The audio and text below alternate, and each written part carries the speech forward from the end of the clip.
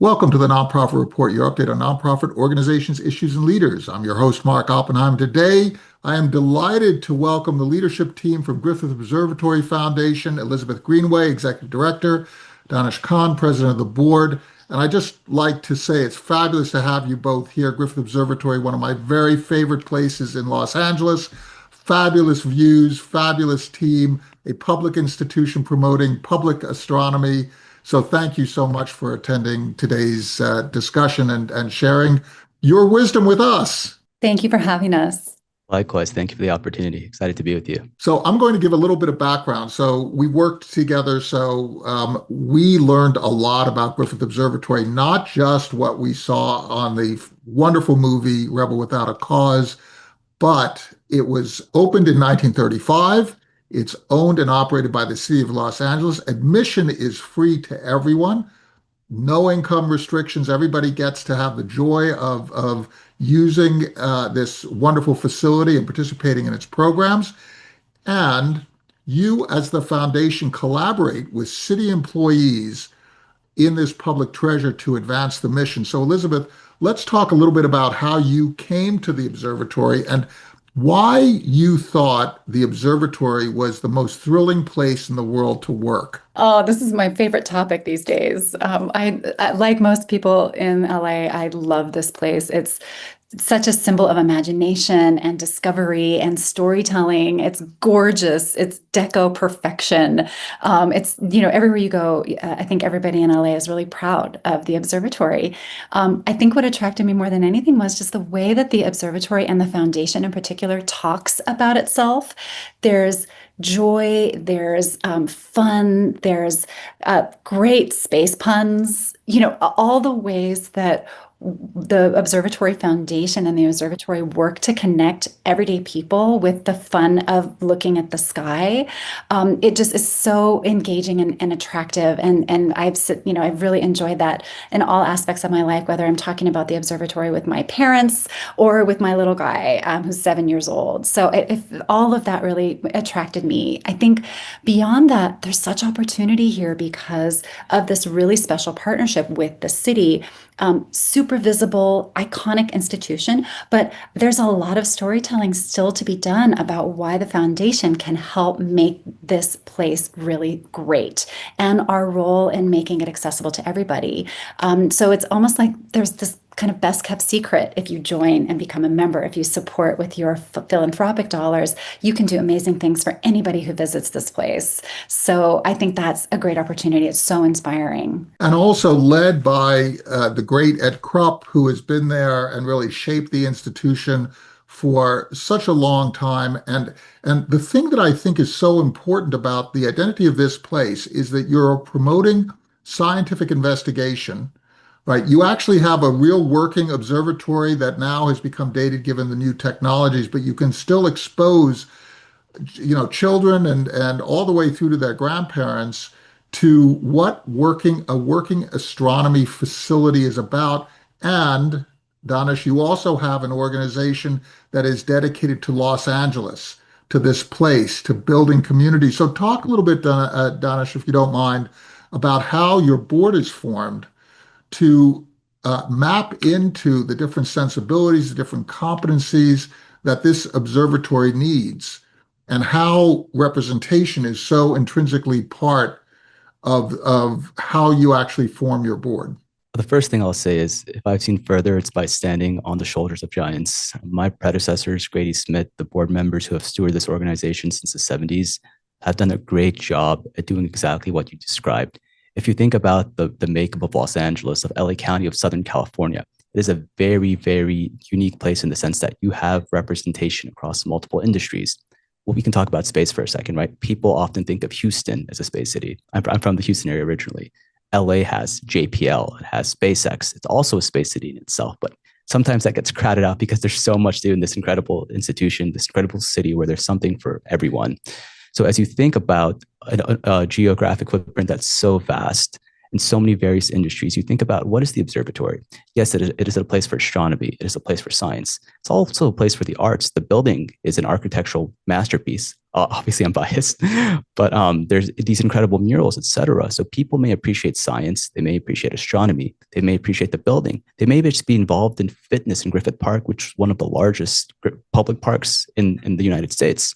So as you think about the board within that context, we should be a reflection of the community we serve, which is Los Angeles, LA County, Southern California, and we also have millions of visitors from around the globe on a regular basis. So when we think about the board, we keep those things in mind.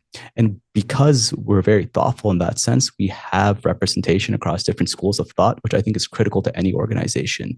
You want diversity of thought. So maybe, I work in fintech, right? I have a great sense of what's happening in the financial space. What are tools, technologies needed to advance and make sure investors are getting the best returns on their investment. Someone else may be focused on writing. For example, we have someone who's a screenwriter on our board. They're more in tune with what's happening in Hollywood and how we make connections there, so on and so forth. So everyone brings their unique flavor. And those various schools of thought, that diversity of thought is really what makes an effective board. And even beyond just industries, right? We have people from different representations, whether that's socioeconomic, whether that's their day occupation, right? Parents, non-parents. Like, we have to be very thoughtful in how we construct these things, so we get that incredible match that happens when people of different backgrounds come together for a similar cause. Well, and your reference to your colleagues is so very much appreciated. We got to know teachers and academics. We got to know people who are dealing in digital marketing, right, Elizabeth? Very, very valuable for your outreach efforts. So let's talk a little bit about the programs that you have, because you have a lot of audience who just come for the facilities, but then you have exhibitions that are really well thought through. And those are there for the public to explore. And then you also have your programs, you have your public astronomy programs. So Elizabeth, could you just sort of give us a rundown of all the work that is done, not only by the county, the city of LA staff, but also by your foundation, and how that all comes together and works together in harmony? Absolutely. One key piece in all of this, and it's such a credit to the previous executive directors of the foundation and the board, the building underwent a massive renovation between 2002 and 2006. And it's invisible now, right? You don't actually see, you still have, right, Danish?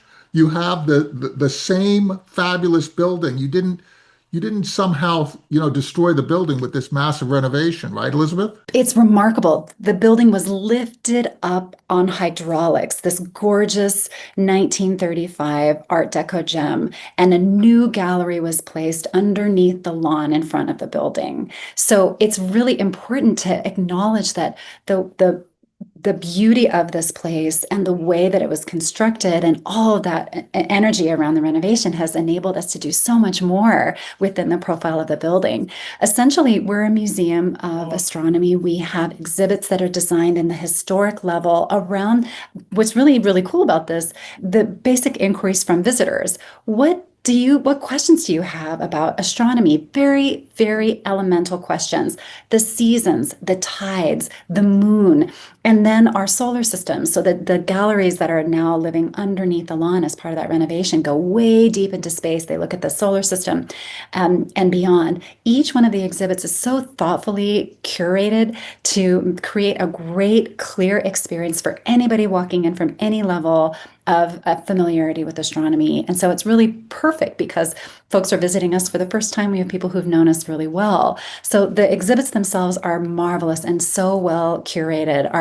Our team is responsible for essentially making sure that those exhibits are functioning really well. If we ever need improvements, we do little things. We've added some little enhancements. So for example, the Hall of the Eye here basically looks at all the ways that you can observe the sky through telescopes and other instruments. The Hall of the Sky talks about all of the different impacts on our experience experience on the Earth from astronomical and phenomenon. The foundation just helped to do some really small things. We put in some real-time data screens that connect tide data that's real here at the Port of LA to the exhibits that you see year-round around the influence of the moon on the tides. So those exhibits are such a big part of what we do. In addition, this gorgeous planetarium, the Samuel Ocean Planetarium, is a state-of-the-art planetarium theater. It seats 300 people. We do multiple shows per day. There are 3 that are all created here by the observatory. What's also really special is that our planetarium shows are presented with a live narrator. So we're tapping into fantastic talent here in LA to take visitors through the experience of the planetarium show and to narrate that for guests. And so it feels very immersive in every sense of the word. Our theater is fantastic. We're doing a screening of Rebel Without a Cause in a few weeks as a part of our 90th anniversary celebration this year, and it's got Dolby Atmos sound in there. So these are ways that we activate the building so that folks can really have a positive and a rich experience when they're here. Obviously, we've got a great view, so just being here in the evenings and on the weekends, we partner with the LA Astronomical Society on a monthly star party where folks bring up their telescopes, and this is how my family started to get engaged, and so many of the people that we know. It's a really festive atmosphere. Folks can talk to amateur astronomers from all over LA and have a picnic, catch a show. So it's really such a special gathering place in that way. So we're really proud to be a part of that ecosystem, and for all the people who visit us for the first time or many, many times a year, there's always something new to discover. But what I'll say we're really most proud of, coming back to kind of the people aspect, our museum guides and the folks who are in the museum throughout the day engaging with visitors, they bring the experience of a museum of astronomy really to the forefront with visitors and engage with them around questions that they have. They're so committed. The museum guides here aren't protecting artwork, and telling people don't touch. They're very much, encouraging question and dialogue. And that's so much fun to watch. And each guide has a different way of doing that. And there's a whole army of them here who are so passionate about the observatory and its history and what it offers for people, but also all the things that we learn every day in the real live science of astronomy.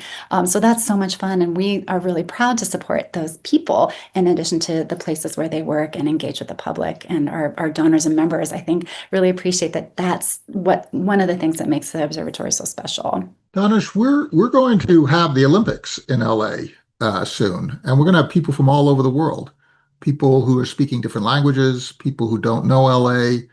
It's going to be a pretty amazing time, and in particular now with some of the concerns that are expressed about America's place in the world. How do you see the Griffith Observatory functioning as an ambassador to the world for Los Angeles, for the United States, for this experience of being an American that is engaged with this world? Because astronomy is an international endeavor, right? It has benefited and built upon the work of all sorts of different participants in this: physicists, astronomers, mathematicians, citizen scientists who are still discovering comets and different phenomena. How do you see that actually? How do you see this all coming together at that event so that people go away just feeling, wow, this is just fabulous. Los Angeles is fabulous. California is fabulous, and America is fabulous. From my perspective, Griffith Observatory actually does this very effectively. If you walk on the front lawn at any given time, especially in the summer, you will hear representation from across the globe.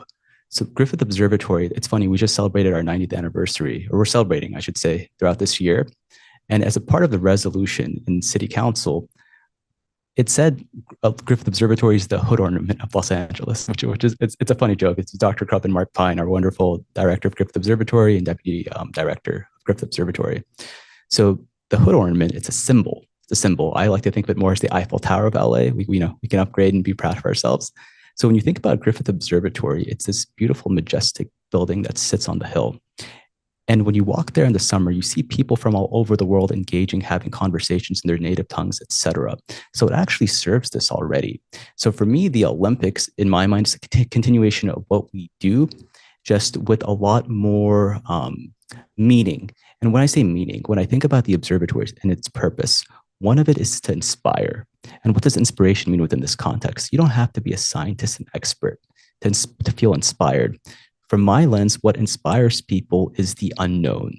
Because if you think about, we have this beautiful exhibit. It's called the Cosmic Connection, in which it shows you kind of the history of time from the beginning, these billions and billions of years. In that time, all those who came before us and all those who come after us, they looked up to the stars in pursuit of knowledge.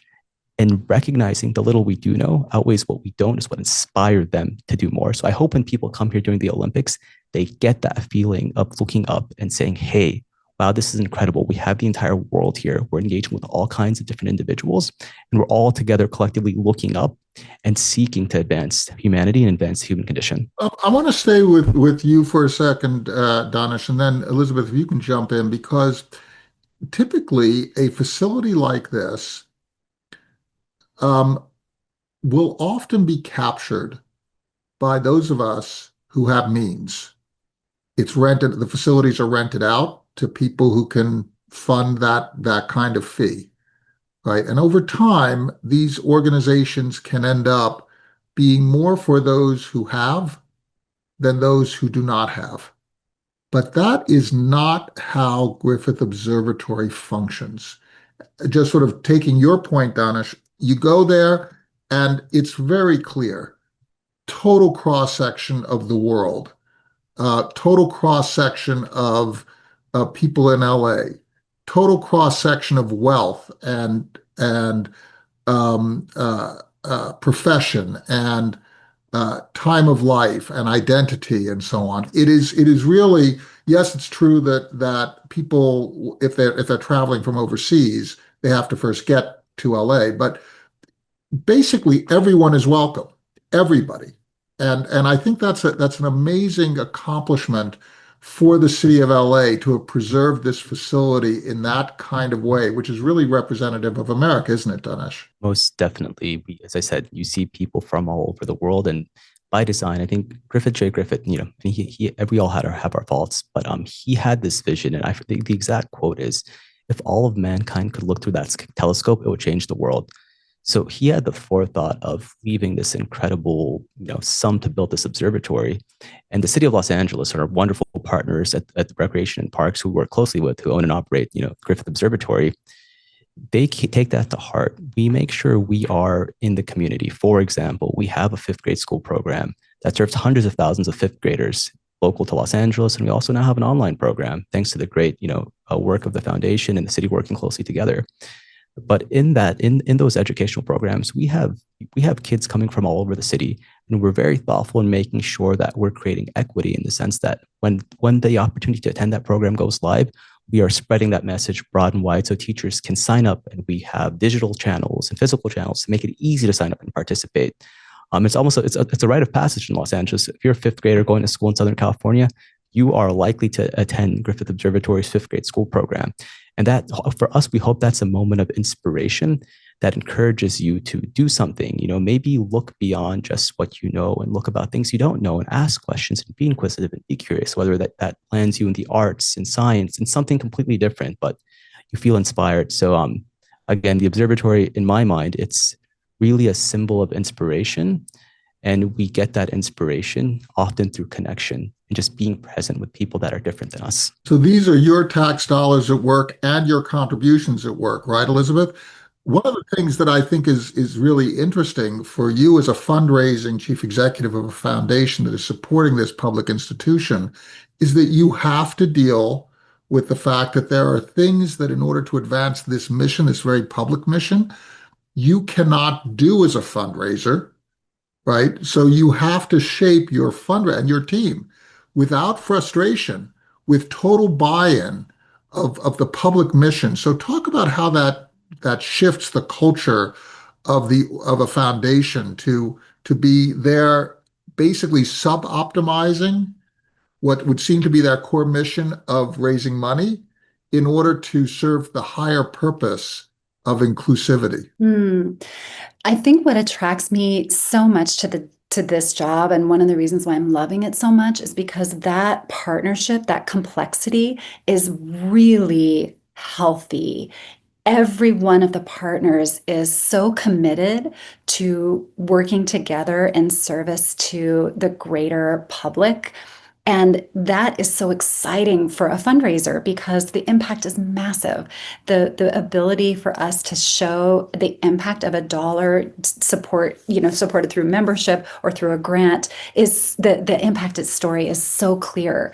And as Danish was mentioning, that rite of passage for fifth graders, we talk to people all the time who came here in fifth grade and and now are leading their brothers and sisters through the place, or who are now driving up in an Uber to bring other visitors here. I think the balance is really exciting because not only do we have a great partner at the city and with the Recreation and Parks Department, which is so committed to creating open space for everyone to gather and learn, but also I think it's so unique. The fact that we don't have this kind of what should I say, like a kind of a VIP level experience that comes with a lot of other institutions, and that everyone can come together and learn from each other, and it's very equitable and fun. That's really rare in a lot of philanthropy. And so we're finding ways for folks to feel connected to the greater, deeper mission of public service and see those dollars in action, but also to recognize that what Danish is describing is pretty magical. And so instead of putting up barriers in between all of those levels, make a greater impact and be a part of the greater community and feel safe and be able to have fun in that environment. So for us, I think it's a great asset. And yes, it's complex, but I actually am grateful for all of the thought that goes into every decision we make as fundraisers to make sure that we always are preserving the overall message of accessibility for everybody. And that I think is a great, powerful fundraising story as well. So, Danish, why don't you take us out in terms of the social fabric of Los Angeles? Talk a little bit about how you see Griffith Observatory, because I suspect that most of your board members, yourself included, you're not there for the fame and glory of actually volunteering your time. You're there because this institution is important to the citizens of Los Angeles. Am I correct in that? Most definitely. I'm honored and I'm grateful to work with an incredible group of leaders in their own rights across, as I mentioned before, different industries, different walks of life, different stories. And when we come together, that's where that magic happens. So from my perspective, I'll give you a small example. You mentioned, the fires in Los Angeles. Our awesome board came together and we ended up, working together and sponsoring memberships for those that were impacted by the fires. And that's something that's relatively small, but it shows you just that thoughtfulness, that humility that comes with this incredible board of directors. And as we look to the future, I'm excited to even bring on more perspective, more diversity of thought, more different schools of thought, because as we continue to serve as you mentioned, the fabric of Los Angeles, that fabric is ever changing. We go through tough periods, we go through periods of ease, but getting different people at the table to have conversations, whether they're easy or not, is important. So as I look to the future, I'm really excited about the future of our board, encouraging other leaders across Los Angeles and beyond to participate and join us. It is a center of a beating heart of a city. People who know Los Angeles are sometimes express their continued wonder at how both spread out and intimate this place is. It's both. Places like Griffith Observatory are basically, they function as the social glue, the civil society glue of this place. I'd like to just thank you both for sharing your experiences, your wisdom, your work at Griffith Observatory. And please thank Elizabeth Greenway, Executive Director, and Danish Khan, President of the Board. Please thank your staffs, your donors, your volunteers, huge number of volunteers, the children who participate in your public astronomy programs and the parents who take them there. Please thank your community members, your partners in Rex and Park. please thank all the people who so strengthen this institution and strengthen Los Angeles and California, and of course the United States. It's just wonderful to have you. Thank you very much. Thank you. Our pleasure. Thank you so much.